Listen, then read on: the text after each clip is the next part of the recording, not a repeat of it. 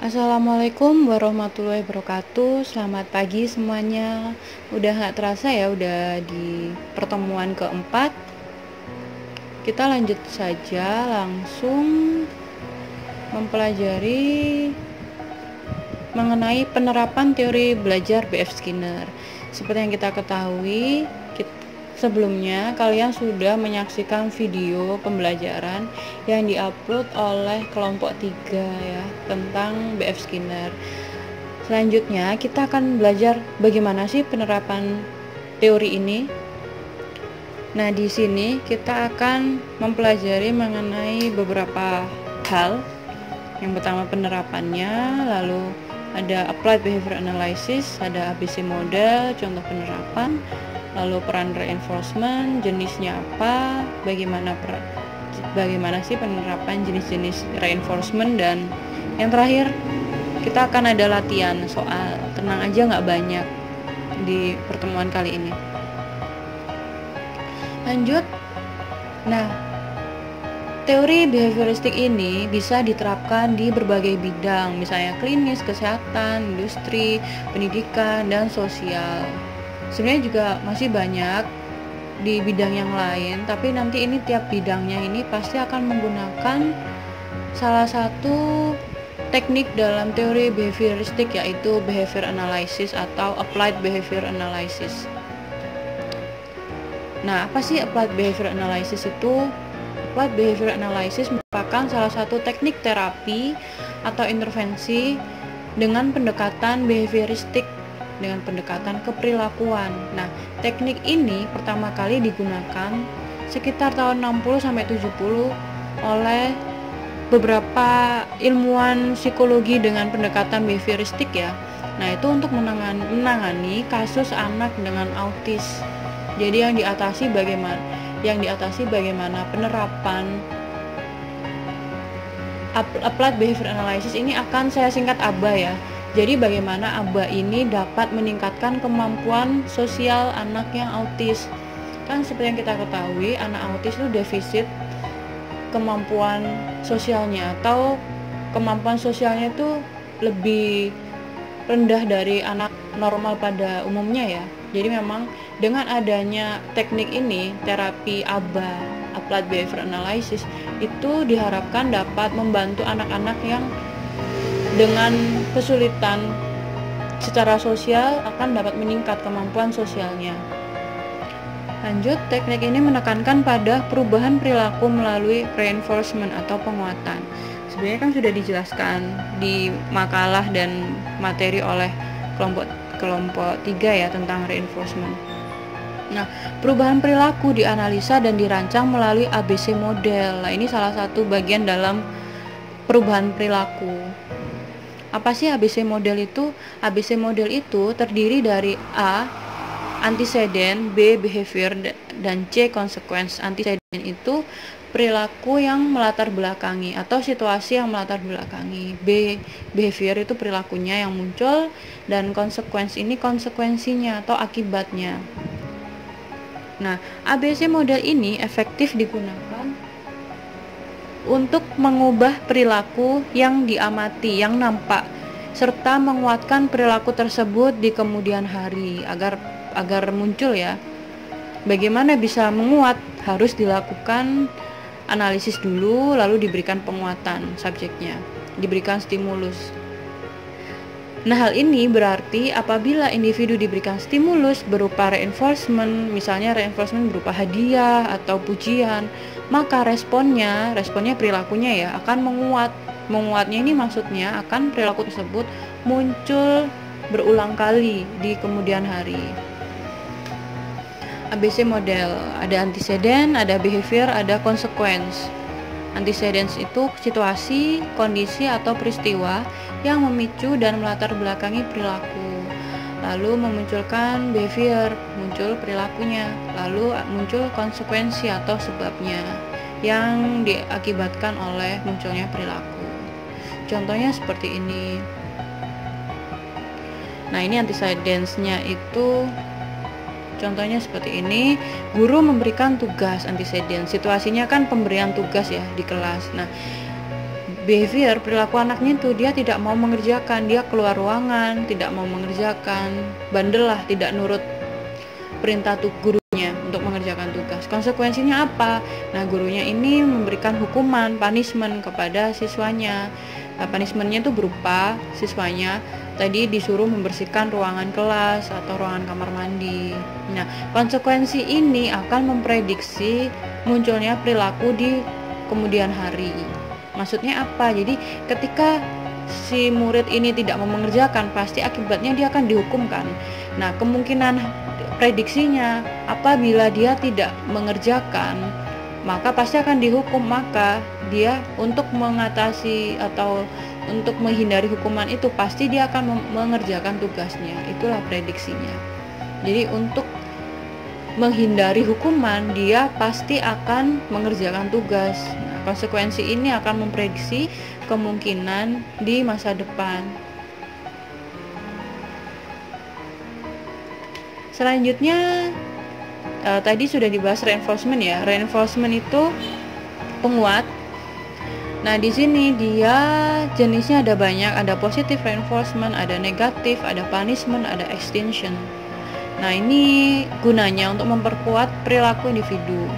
Lalu dia dapat mengurangi atau menghilangkan perilaku yang diinginkan dan dapat memprediksi perilaku itu akan muncul di kemudian hari.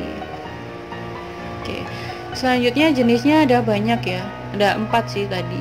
Ada positif, negatif, punishment, extinction. Pengertiannya ini, kalau yang positif definisinya adalah pemberian stimulus yang menyenangkan yang diberikan agar perilaku yang diharapkan semakin meningkat atau perilaku itu muncul berulang kali. Jadi misalnya positive reinforcement itu bisa berupa token ekonomi atau berupa, kalau token ekonomi itu seperti ini, dia diberi ketika seorang siswa dapat mengerjakan tugas ya dalam satu hari, nanti guru itu mencatat, oh dia dapat poin 10, dapat poin 20 ketika mengerjakan tugas matematika.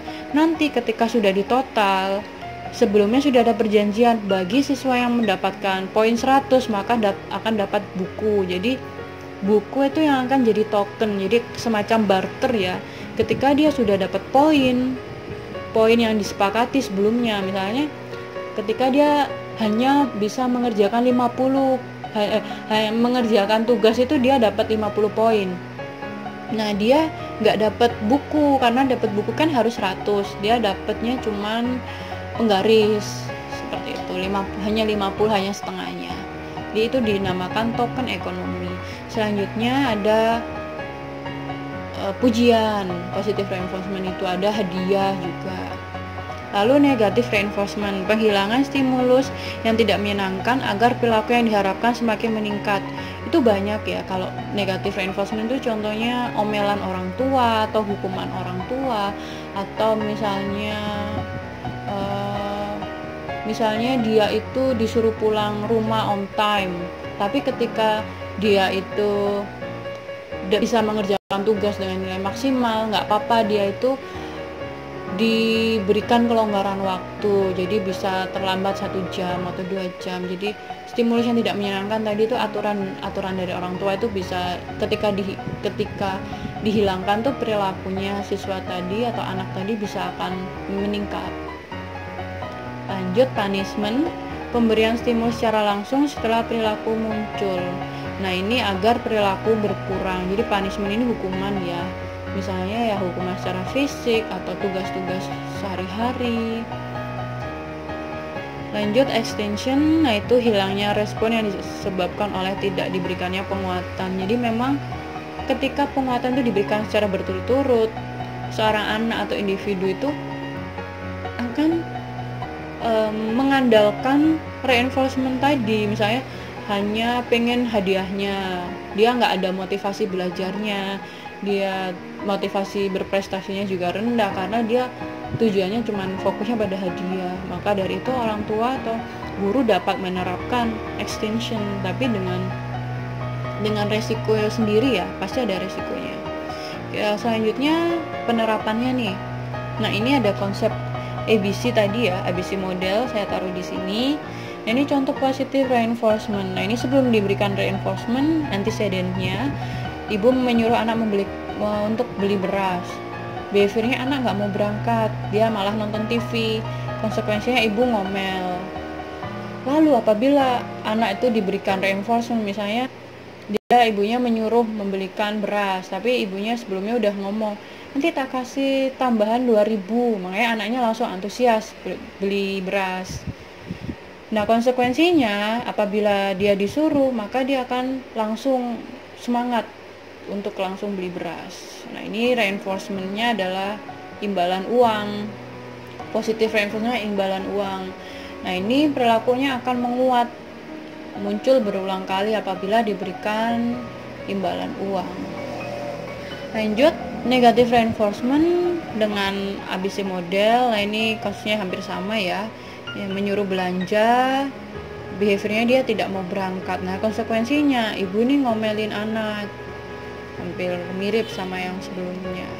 Nah, ini negative reinforcement. Jadi ibunya ini nyuruhnya dengan baik-baik tanpa mengomel, misalnya, nah, aduh anak ganteng, anak pintar, coba tolong belikan ibu beras nanti, kayak gitulah contohnya. Akhirnya anaknya karena sudah dipuji-puji sama ibunya juga nggak ngomel-ngomel, anaknya berangkat dengan antusias. Nah, ketika dia disuruh lagi, anaknya akhirnya tetap mau untuk berangkat belanja karena ibunya tidak mengomel. Nah, perilaku anak akan menguat, muncul apabila ibu tidak mengomel. Ini stimulus ya, stimulus yang tidak menyenangkan. Jadi stimulus tidak menyenangkan tuh omelan dari ibu. Nah, ketika dihilangkan, maka perilaku tersebut akan muncul. Nah, ini dia akhirnya akan berangkat belajar. Lanjut. Nah, ini reinforcement-nya punishment pakai ABC model. Contohnya kakak adik bertengkar. Nah, ibu diam saja, nggak ngapa-ngapain. Nah, konsekuensinya ya tetap saja mereka bertengkar, nggak ada perubahan apapun. Nah, apabila diberikan reinforcement di aspek ini setelah perilaku, setelah antiseden itu muncul, antecedennya kan kakak dan adik bertengkar, lalu ibu memberikan hukuman dengan cara masuk dalam gudang selama 30 menit. Ini punishment ya.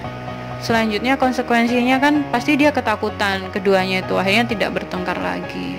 Punishment di sini tuh dia hukumannya masuk dalam gudang. Perilaku bertengkar kakak dan adik akan berkurang apabila diberikan hukuman. Jadi dia ketika bertengkar lagi pasti ingat kalau bertengkar pasti akan dimasukkan gudang. Nah, makanya akhirnya nggak jadi bertengkar. Itu punishment. Jadi perilaku di kemudian hari akan menurun. Jadi di sini perilaku bertengkarnya akan menurun karena sudah ada ancaman ya dari ibunya. Nanti kalau berantem lagi dimasukin gudang lah, seperti itu. Selanjutnya extension pakai model ABC. Guru mengajukan pertanyaan, ini situasinya di kelas. Lalu ketika itu kan si guru sudah memberikan rewards ya. Misalnya dia diberikan Ricis Nabati. Nah, bagi yang bisa menjawab pertanyaan dapat Ricis Nabati wafer. Akhirnya murid-murid mau gantian jawab pertanyaan dari gurunya. Konsekuensinya motivasi belajar siswa meningkat. Nah, ketika extension ini tuh diberikan, kan di sini dihilangkan ya, rewards-nya itu dihilangkan. Nah, ketika situasinya guru mengajukan pertanyaan, karena sudah tidak diberikan hadiah, akhirnya murid-murid itu nggak mau menjawab, ogah-ogahan, yes nggak usah, nggak dapat hadiah kok. Nah, akhirnya motivasi belajarnya menurun, seperti itulah. Di sini penjelasannya itu perilaku bertanya murid berkurang karena guru tidak lagi memberikan penguatan berupa hadiah. Jadi hadiah di sini tidak diberikan. Maka akhirnya perilakunya tidak akan muncul. Jadi extension ini perilaku bertanyanya murid. Yang hilang itu apa sih? Penghilangan kan? Yang hilang itu perilaku bertanya. Akhirnya motivasi belajarnya menurun. Seperti itu. Selanjutnya kita ke aspek tugas ya. Jadi seperti yang sudah dijelaskan tadi, kita belajar mengenai ABC model, A antecedent, B behavior, C model. Nah, tugas kalian membuat contoh penerapan ABC model. Jadi kalian buat, nanti pengisiannya dilakukan di Google Sheet yang ada di folder Google Class pertemuan keempat. Nanti saya kasih tahu linknya. ABC modelnya nanti gampangnya yang seperti ini saja contohnya ya. Contoh singkatnya misalnya guru memberikan tugas, lalu perilakunya apa, konsekuensinya atau akibatnya apa. Cukup itu saja, nggak usah yang ini nanti malah jadi pusing. Oke, terima kasih atas perhatiannya. Selanjutnya kita akan lanjut kalau ada pertanyaan di Google Meet setelah ini. Oke, kurang dan lebihnya saya ucapkan terima kasih. Saya tutup. Wassalamualaikum warahmatullahi wabarakatuh. Selamat pagi.